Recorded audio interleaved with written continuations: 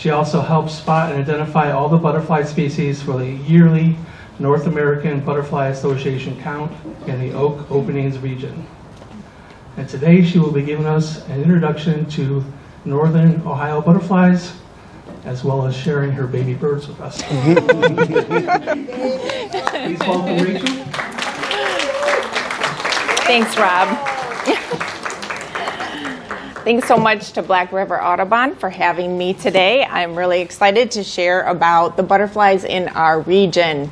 I am from Northwest Ohio, but Northeast Ohio is just a little bit over, and so we decided to do an intro to northern Ohio butterflies, so that way it would be for both areas. So a little bit about myself. I started off as a birder in 2015, and I lead a lot of butterfly and birding walks. I got into butterflies after birding. When the birds were nesting and quiet, I then saw all the butterflies that were flying around, and I guess I'm attracted to things with wings. What can I say? So, and they're beautiful as well. So I love to go birding and teach people about birding as well as butterflies, and invite people, especially on the North American butterfly count, to come join me, because in a one-day span yearly, we count every species we can within that one day. And typically we see 60 species of butterflies. It's incredible, and it's a great opportunity to learn your butterflies if you come out with me. And this butterfly count is around North America, so there's probably one nearby to where you live. So if you look into it, there's probably someone that does it nearby where you guys are. I'm a mom of twin boys, and they're 18 and they just graduated this past year. So anyway, I've done a lot of obviously these things with them over the years, raising butterflies and taking them out in nature. And so anyway, that's a little bit about me, but on to the butterflies. So first off, I thought I would talk to you about the differences between moths and butterflies. So obviously, moths are typically nocturnal. So a lot of times if you're out looking for butterflies, you might think, well, I'm not going to see a moth. But there are daytime flyers that actually nectar.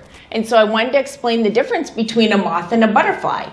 So if you see something that looks like a butterfly, but it's extra fuzzy and hairy, they tend to also have very feathery antennas or furry antennas, and their abdomens are much bigger and plumper and furrier. Whereas you'll see the butterfly on the right-hand side is slimmer and trimmer. It's got a very narrow abdomen, and it's got very thin antennas and little bulbs at the end. So those are the main differences between moths and butterflies if you're seeing them out during the day, to distinguish whether it's a moth or a butterfly. So first off, I thought I would start with the monarch butterfly. It's one of the most iconic butterflies. Obviously, with their huge migration down to Mexico and the movies and documentaries made of them, I thought I would start with them. So the left is a female, the right is a male, but I'll go into that further. They are a very large orange and brown checkered butterfly with black and white spots. But next, I wanted to go over the viceroy butterfly, because this one is called the monarch mimic. Reason being is it does look very similar to the monarch. But if you're seeing it fly, you will notice that it is significantly smaller. And then there's also another very easily distinguishable feature. If you can see in the right-hand side, this is the viceroy. The monarch's on the left. See the horizontal lines that run through the vertical lines?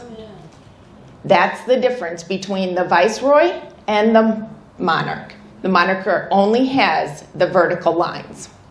So that's the open version. Even on the closed version of the monarch on the left, the viceroy on the right, you can still see the horizontal lines going through. So you can easily tell that that's a viceroy and not a monarch. And like I said, if you see them both flying, the viceroy is significantly smaller. Next is the morning cloak butterfly, and it is a stunning butterfly. It is one of the very earliest butterflies to fly. So I've even seen them on a February day on 80 degrees. Unfortunately, if it closed, meaning hatched, on a February 80-degree day in Ohio, the likelihood of it surviving very long is not great with our crazy weather here. So, but they come out in very early spring, typically April or May. But like I said, if it's a significantly warm day, they get excited and come out. But they most likely wouldn't last very long. So on the inside, they're a brownish and bluish butterfly. On the outside, it's yellowish and goldish. They tend to be a medium to large butterfly. So they're pretty easy to spot. And they can either be low or pretty high up in a tree. Next is the red-spotted purple butterfly. And this one I have personal connections with. We tend to get quite a few in my yard because it ends up that I have one of their host plants, and that is the cherry tree. And so one year I was able to find one as a caterpillar, and it turned into a chrysalis. And so I was able to watch the process and see one freshly hatch or eclose. And so the reason they're called that is because they're purple on the outside, but when they close, they have red spots. And so that's why they're called the red-spotted purple. So the next video is of the one that I got to raise at my house, freshly out of the chrysalis. So you can see the inside colors, and there's the outside of its red spots. They're very, very stunning butterflies.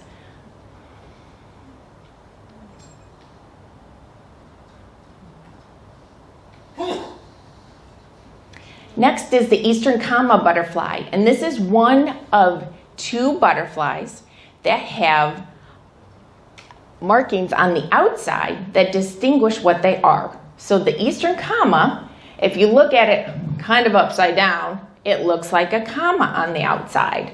So that is why it's named the eastern comma. On the inside, it's orange with the brown spots. The next butterfly that I'm going over is the question mark butterfly. So very similar to the eastern comma, but look, he's got a dot. So doesn't it look like a question mark? So, but this one tends to have more of a silver lining on the outside. And it does actually have an extra spot that goes horizontally on the top, which is not the easiest feature to see necessarily if it wants to stay closed. But at least from the outside, it's very indicative by the silver marking of the question mark. Next is the common buckeye, and this is absolutely one of my favorite buckeyes. Or favorite butterflies. I'm thinking, I'm an Ohio State Buckeye fan, so that's probably why, I don't know, but they're gorgeous. And they're a medium-sized butterfly. They tend to be very low to the ground and love sandy environments. They have very big buck eyes, and so that's their indicator of why they're called the buckeye. And when they first come here, they migrate here. So they start off in South United States, and then they slowly have broods and come further north. So by the time they arrive, it's either early summer or late spring, and they will look light on the outside. And then, of course, on the inside, they'll have their big eyes. But as the summer goes by, they turn into the rose red form. My gosh, is this the most stunning butterfly? From the outside, these were ones that I hand raised. I've been raising them for 9 or 10 years. The meadow behind my house it's a kind of grass called ribgrass plantain. I had no idea it was their host plant until one day I found this stunning black butterfly with blue dots and like stripes and little, pointy things on it. So I must know what it is. And can I raise it? And I found out it was the buckeye butterfly. So literally, I just pull fresh grass for them every day, fresh plantain. And now it's been 9 or 10 years that I've been raising them. This one's partially open, so you can see the rose red and his eyes at the same time. I did bring my first caterpillar of the year, if you would like to see what he looks like, as long with his host plant, the plantain. The Great Spangled Fritillary. We have several kinds of fritillaries in northern Ohio, but this is the most common. The other ones typically tend to be in more wet areas and not as frequently found. So I decided to just do the Great Spangled Fritillary. It's a medium to large butterfly, orange with brown specks or checkers, and it loves to nectar on milkweed. So this is butterfly weed with the orange flowers, but it loves common milkweed with the pink flowers, or swamp with the pink flowers. So pretty much any kind of milkweed that is flowering, it will be nectaring on. The red admiral butterfly. This is a psychotic flying butterfly.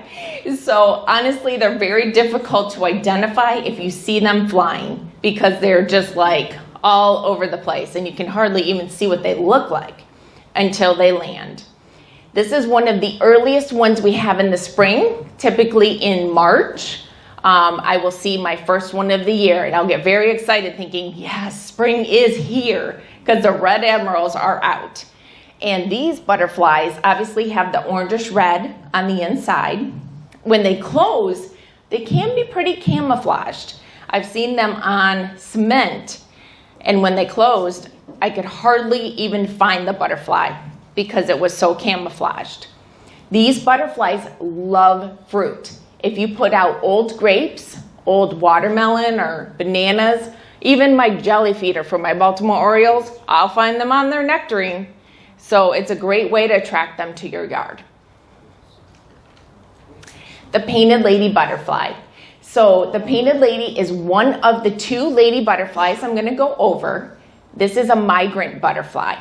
We sometimes get them and sometimes we don't. This year is an eruption year. Kind of like those that are birders when we get snowy owls. It needs to be an eruption year. Or pine siskins, it needs to be an eruption year.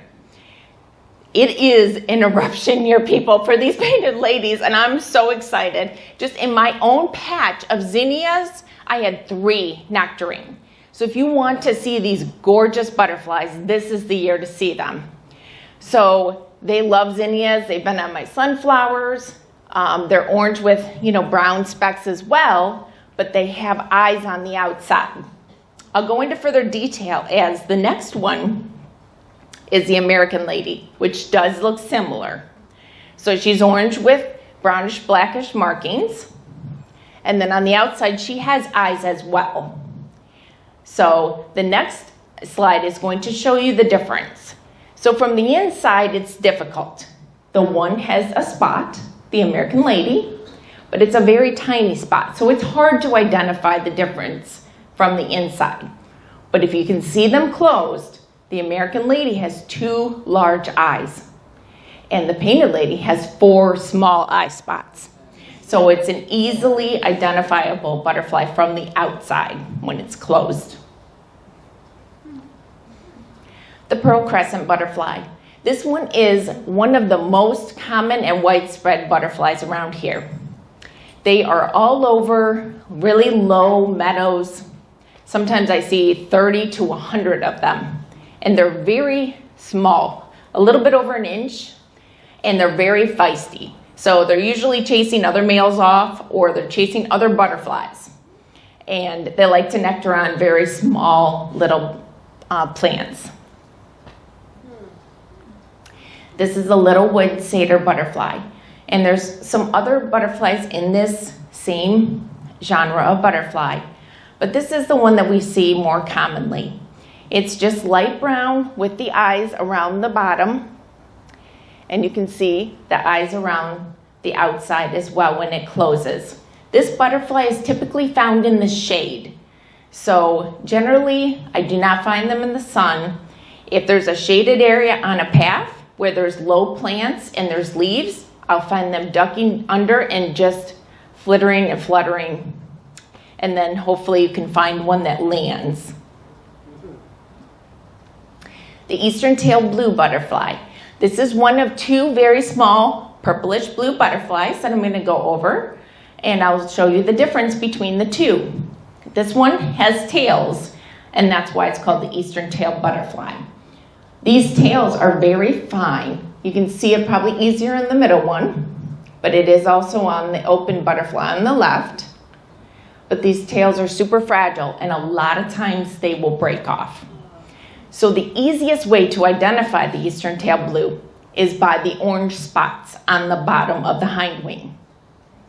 You can see the orange spots from the closed or the open. And that's how you can identify them, even if their tails are broken off. This is the spring or summer azure butterfly. And as it says, if you find this azure butterfly in the spring, it's a spring azure. If you find it in the summer, it's a summer azure. It's as easy as that. Time of year you're finding it. So it's bluish purple, doesn't have nearly the spots on the outside, but you'll see there are no orange spots on the bottom of the butterfly. So if there's no orange spots, you're looking at an azure. They're both around 3/4 or an inch, so very small butterflies. This is the American copper butterfly. This is one of 2 copper butterflies I'm going to go over. There are others, but the American copper is going to be the most common copper butterfly that you're going to find. It's, again, a very small butterfly, kind of the same size as the eastern tailed blue, approximately an inch. It can be dark orange or light orange with a bunch of spots, and the bottom is really dark. And they love butterfly weed as well and the other small flowers. And they're typically in the meadows, flying low. Sometimes even when you're walking through, you'll kick them up and you didn't even realize they were there because they're very small. So this is just an overview of the bronze copper butterfly. It looks similar, especially the female. She is the spots on her. The male is at the top. It does not have very many spots. This butterfly, however, is specifically found in wetlands and marshes. So unless you're in a wet area, you will not find this butterfly. The silver-spotted skipper. So this is the first of the skippers. They used to be in their own group, but they have now joined into the butterflies. And so skippers are now considered a butterfly. Most of them are extremely small. The silver-spotted skipper is our largest skipper in Ohio. We have 50 skippers in the state of Ohio. And let me tell you, for some people, some of my friends, they are a nightmare because they're so similar, and typically they're about this big. So they're very hard to spot, find, and identify. But this silver-spotted skipper, very easy to identify. You can see his very large silver spot. So when he's closed, it's very easy to see. I wanted to show the picture on the left because when he's open, he's brown with just a big orange spot. So he looks completely different open than he does closed. But these are very common. This peck skipper, oh my gosh. I mean, look at that face. These skipper butterflies just have my heart. I had to rescue this one from my garage. So of course, I had to hold it, If you know me, I have to hold stuff, touch stuff, whatever out in nature because they're just too cute. So this little guy, you can see his gigantic eyes. Can you see how his antennas are kind of hooked on the end? That's indicative of the skipper butterflies. They have more of a hooked end than they do bulbed like a butterfly. But they are still considered to be a kind of butterfly. They love blazing stars, as pictured on the right-hand side. This is a male peck skipper, and they are seen a lot, very commonly in the summer. They're out right now in full force. So the males are very bright orange with brown specks. And this is the cute little female. And as you can see, she's more brownish. She doesn't have a lot of orange, but she still has the same amount of markings on her. And she's on the red clover, another very small flower. The common checkered skipper. I love them. Again, I mean, look at their cute little faces, right? So again, they're very tiny. They are a late summer butterfly. So I see a lot of them in the meadow behind me. This one on the left is pictured on the zinnia. It somehow got in my nursery and I had to get it out. So I set it on my zinnia and it posed for me to take a picture. And so you can actually see the bluish, grayish hair on its abdomen. But they're a very small butterfly, typically flying very low on very small flowers. So this is an example of all the skippers you'll see.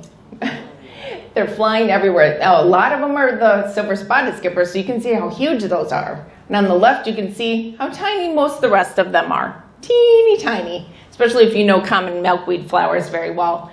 They have very tiny blossoms. So this was my friend's nightmare on the knob account because we had to figure out how many there were and identify every kind we were seeing, and it was pretty insane. And that was at oak openings. Next is the tiger swallowtail, and it is one that's pretty well known by a lot of people, and it's pretty commonly seen. Most swallowtail butterflies are about 4 inches, so they're very large. Sometimes you may even think you saw a bird for a second because they're so large. So this is going to be the male eastern tiger swallowtail. It's got black around the bottom of the edges.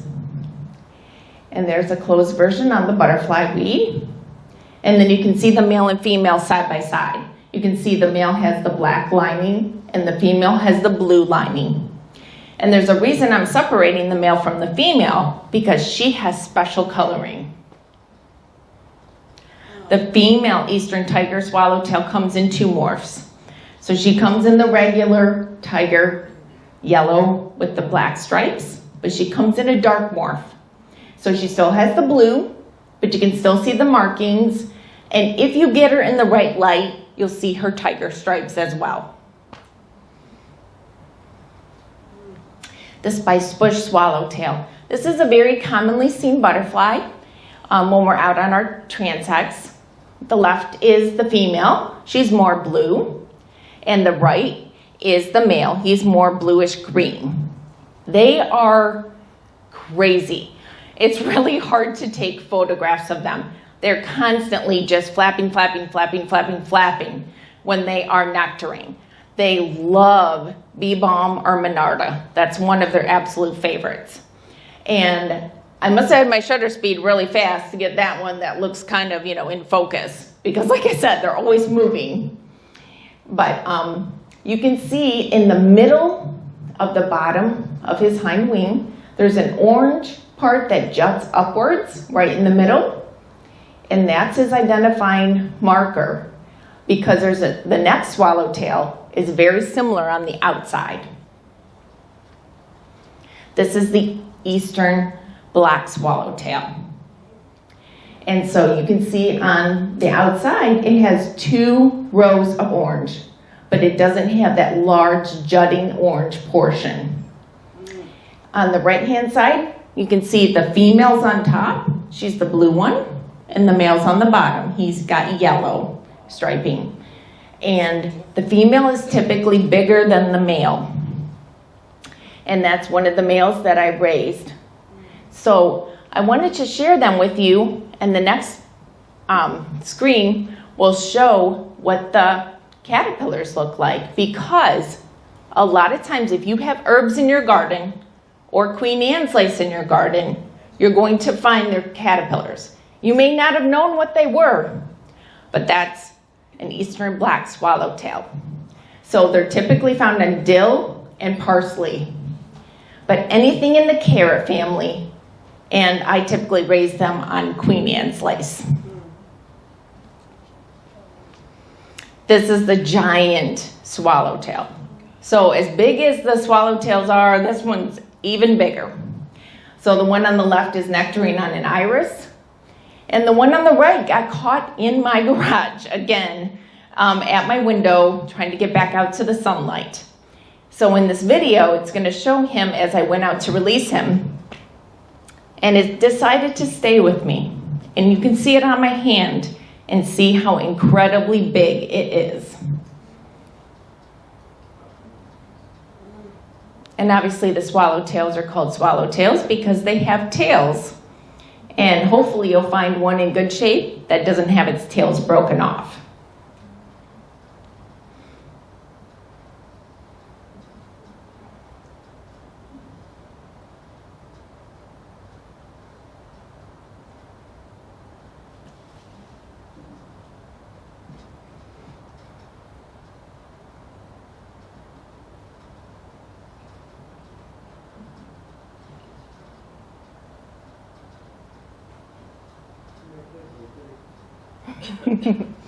Next is the cabbage white butterfly. I think probably every person in this room has seen a cabbage white butterfly. If you see a white butterfly flying outside, and I saw many, they're going to be a cabbage white butterfly. They're white with just a black spot on either wing. Unfortunately, farmers hate them, as maybe you can tell from the name of them, cabbage white butterfly. They eat vegetables. Their caterpillars do. So the farmers are not fans of these butterflies, and they are in excessive numbers. This is the clouded sulfur butterfly, and this is one of two sulfur butterflies I'm going to go over. There are many kinds of sulfur butterflies. The other ones are just a lot harder to find and more rare. So the clouded is the first one of the common ones to see. The female is going to be the white with the greenish appearance, and it's called an alba form, meaning white form. The male is the yellow, and it just has one spot on it. As pictured in the third picture, the male is on top, the female is on bottom, and they're actively procreating. It's a common thing to find with sulfur butterflies. But these butterflies do tend to be very scared of people. So generally, it's hard to get them to sit for a picture. I generally walk as they're moving and then stop as soon as they stop to try to get a picture. They're very active and very flighty. And the next one is the orange sulfur butterfly. So as you can tell, it looks very similar to the male clouded sulfur. And honestly, sometimes I wait until I can get closer or it flies in order to identify it. Because when they take off, you can see the flash of orange on the upper wing. And you can see the male and female in the middle. And then they have black around the edging. But so does the clouded sulfur as well. But just look for the orange, especially in flight or in the upper wing if they're closed. The hackberry emperor butterfly. So this is one of two emperors I'm going to introduce you to, but this one is the most common we'll see in our area. And the reason it's called the hackberry emperor is because its host plant is the hackberry tree. So that means they lay their eggs on the leaves of the hackberry tree, and their caterpillars grow on the leaves. And these butterflies tend to not go very far from the hackberry tree. So if you see what looks like a hackberry emperor and it's by a hackberry tree, you're pretty spot on. That's most likely what it is. They've got eyes and spots on the inside, and they're orange with brown. On the outside, they still have eye spots, but they're more just brown and cream. Also, they tend to love minerals. So there's either butterflies that puddle, either in mud puddles or on stones, or even poop. I hate to be gross, but to be honest, if you find dog poop or horse poop, honestly, my friend the other day, he was like, is that poop? Is that poop moving? And as he got closer, it was covered in butterflies. They were they were getting the minerals from the dog poop. And typically it's male butterflies. Not always, but typically males. And it has to do with the reproduction and making the eggs a good quality for the female for reproduction. And this is the tawny emperor butterfly. Unfortunately, it's not found nearly as much as the hackberry. It looks very similar on the inside with the eyes. On the left, at the knob account, of course, it's typically 95 degrees when I do the North American Butterfly Association count, so mid-July. So I was very sweaty. So this butterfly decided that it would land on me and drink my sweat. Yes. So my arm was sweaty, so it was drinking sweat off my arm. You can see its proboscis going in and out, drinking my sweat. Lovely. But it was also on my shirts that were wet with sweat.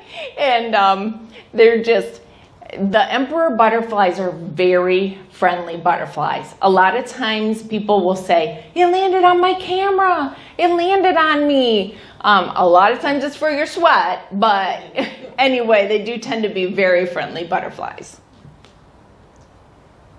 So I wanted to just do an intro to dusky winged butterflies because dusky wings can be very difficult to identify. They are a part of the skipper family, but they tend to be around 2 inches versus an inch or less of the regular skipper butterflies. The one on the left is the wild indigo, and it loves the indigo plants, and so it's typically found around those, as well as crown vetch it will use as its host plant. It tends to fly pretty low and pretty erratic. The juvenile's dusky wing, you can see, is a lot lighter, has a lot more markings, and it's typically found in the spring. I wanted to introduce this book. I got this from the ODNR, the Ohio Department of Natural Resources. It used to be free from the parks. I'm so glad I held on to it because it is an amazing resource. This book literally will show the butterfly, a lot of times the caterpillar. It will show your county and whether it's in your county and what months it flies. So if you see a dusky wing and you look in the book and you're like, oh, it only flies in May and June, but it's September, it's probably not that dusky wing. So it's a really great resource. They are selling them online. Unfortunately, it's pretty expensive, but the PDF is free and can be easily printed and folded and stapled at home. So that's a great thing if you want to look at it and or get the PDF. I sent it to Gina. On the right-hand side is the Horace's dusky wing. It's an all-summer butterfly, and it typically has the dots on the far edges of the wings. And like I said, it's found in the summer. So I wanted to do the monarch life cycle, as we're going to be tagging monarchs tomorrow. So a lot of people may have not seen the monarch life cycle. I would highly recommend it. In fact, if you are able to go out and get one and to raise one, even if it's just one, just to watch the metamorphosis, it's incredible. So on your left, you're going to see the female. She's curving her abdomen and she's laying an egg on the bottom of that leaf. Butterflies only lay 1 egg per leaf. Sometimes 2, they mess up. But moths will lay all 300 on 1 leaf. Completely different. If you see 300 eggs, it's not a monarch or a butterfly. It could be a bug. But you can see the leaf cuttings that I made and see how teeny tiny the little eggs are. So caterpillars, monarch caterpillars, specifically go through 5 stages. Those stages are called instars. So you can see the teeny tiny one up on the left-hand side and the different sizes as they get bigger. The one on the left, on the bottom, do you see the dark stuff behind it? That's actually its shed. Like the book that says the very hungry caterpillar, once they get to a certain size, they can't fit in that skin anymore. So they are going to shed that skin so that they can then grow more. So, and then it shows maybe some third instars. That's just a close-up of one that had just shed and his dried up skin behind him. After the 5th instar is reached and the caterpillar is at its maximum size, which is approximately this big, nice and fat and plump. This is so incredible. From the bottom of its mouth, it has a silk gland, and the silk gland will form what's called their silk button. It's a very firm piece of silk that's very strong. From that, they will hang their rear end from that silk button and form a J shape. They're in that J shape for 18 hours. So if you're like me, I'm like, oh, 18 hours, all right, I'm ready to watch. So I will make sure I go over and get to see the next process because it's incredible. They literally will flush green, and then out of their head, the green chrysalis will come out and go up over their head and over their body, and they'll literally shake their whole body. And then they'll do crunches over and over and over and over. It takes a long time, minutes, because I videotaped it. But this one is in the process of doing his crunches. And when they get complete, do you see the dark at the top? That's his caterpillar skin. His caterpillar skin will then fall off. And then the front picture is the fresh chrysalis. Everybody always asks me, why the gold? Why the gold lining and the gold spots? Well, those are actually breathing holes for the butterfly while it's in its chrysalis. Here's a picture of some chrysalises that have been in their chrysalis for a while. They start off yellowish greenish. They stay in their chrysalis approximately 14 days. So as they're in the green chrysalis, it gets darker and darker and darker. Then you can start to see the monarch through the green chrysalis. Then it will almost turn a blackish color. And then immediately after the black color is the see-through color. And you can completely see the monarch. What's really incredible, if you can see the lines on this chrysalis, that's where it's going to crack open. And if you're close enough to it, like I have to be, of course, I can literally hear it crack. And then I know it's coming out. And so I'm going to show you a video of one coming out in my hand. I wanted to see it up close and personal. So I heard the crack and I held it. If they fall down, they can still eclose or hatch. Obviously, they're preferably hanging up. But as we get this next video set up, see the things on its face moving? Those are called his palps. Those are like his nose. So it's his scent gland. He can smell with those. And then see his proboscis, which is the mouthpiece coming out? It comes out into two pieces. As it goes in and out, it zips together and forms its straw-like mouthpiece. Is that not incredible?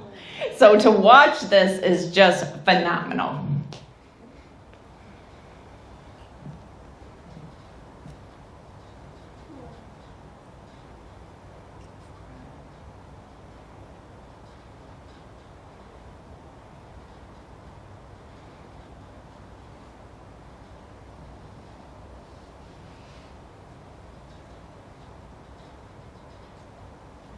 So they always come out head first. I'm holding it so you can see it easier in my hand. You never want to help a monarch or any butterfly come out. They need to build up that strength on their own. So I'm just letting him do his thing.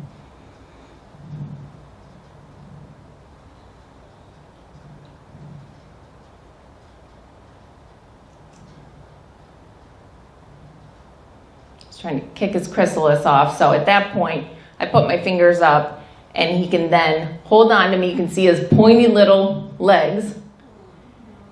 And then he can let his chrysalis then fall off of his body.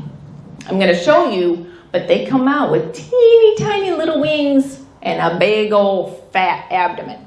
This one just came out but fell as it was coming out. And so what they need to do is they need to hang up. This one right here, as you can see, they just literally go like this and they drip dry. So they come out, teeny tiny wings, huge fat abdomen.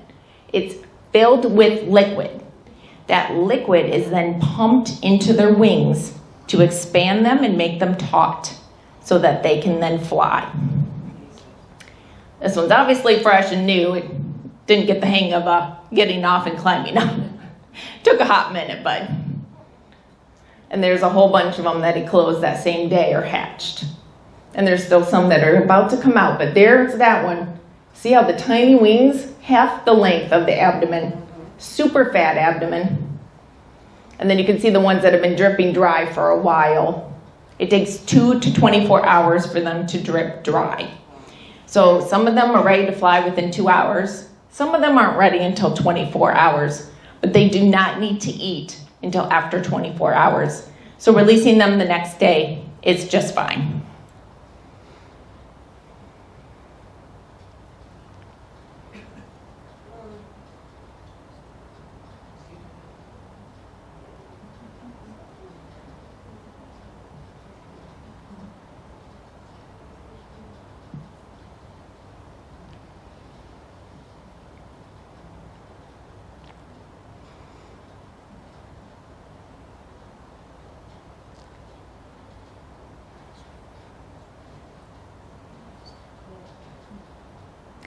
So I wanted to go over safe handling of monarchs, as we're going to tag the monarchs for Mexico tomorrow.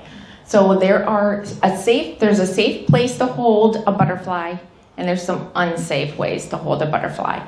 So the outside is very smooth and does not have any scales on it.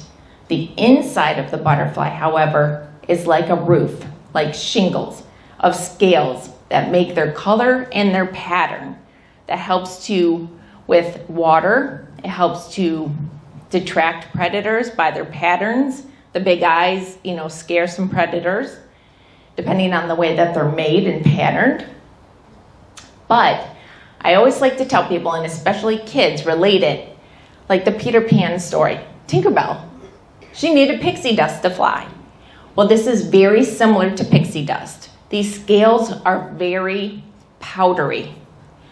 And if they come off, it affects the stamina and the quality of the butterfly and whether it can fly or not. So this one, obviously I held from the outside. I give it a little touch on the side just to say, you can go, buddy. And there he goes.